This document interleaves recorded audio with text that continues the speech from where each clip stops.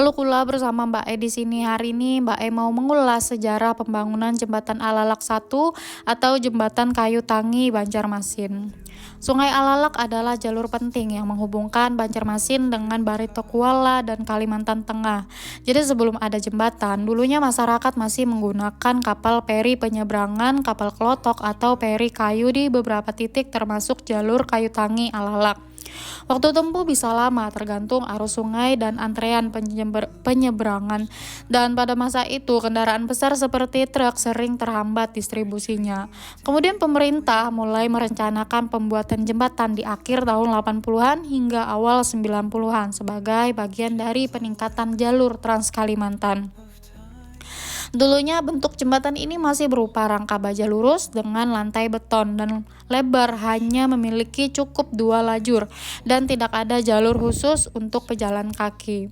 Saat diresmikan, jembatan ini menjadi penghubung darat strategis yang mempercepat perjalanan Banjarmasin Palangkaraya.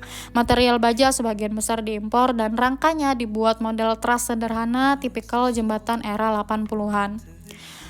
Waktu memasuki satu dekade pada 90-an hingga awal 2000-an, jembatan Kayu Tangi ini menjadi urat nadi ekonomi, baik itu lalu lintas truk batu bara, hasil pertanian, dan juga logistik barang melewati sini setiap hari. Namun seiring bertambahnya kendaraan, jembatan mulai overload, ditambah lagi faktor usia yang hampir 30 tahun, struktur jembatan mulai korosi, lantai beton retak dan pondasi mulai tergerus alur sungai. Kemudian sekitar tahun 2015 hingga 2017, survei Kementerian PUPR menyatakan jembatan sudah tidak layak pakai untuk jangka yang panjang. Lalu muncullah pembatas tonase kendaraan berat untuk menghindari keruntuhan. Namun meski begitu, jembatan tetap digunakan sambil menunggu pembangunan penggantinya. Lalu lintas sering macet panjang karena lebarnya sangat sempit dan sering terjadi perbaikan berkala. Kemudian pada tahun 2018 dimulailah pembangunan jembatan Alalak baru atau yang sekarang kita sebut sebagai jembatan Basit atau jembatan Alalak 1 di jalur yang sama. Menggunakan desain kabel stayet melengkung yang diklaim menjadi jembatan melengkung pertama di Indonesia dengan panjang total 850 meter dan lebar 20 meter dan memiliki 4 jalur kendaraan.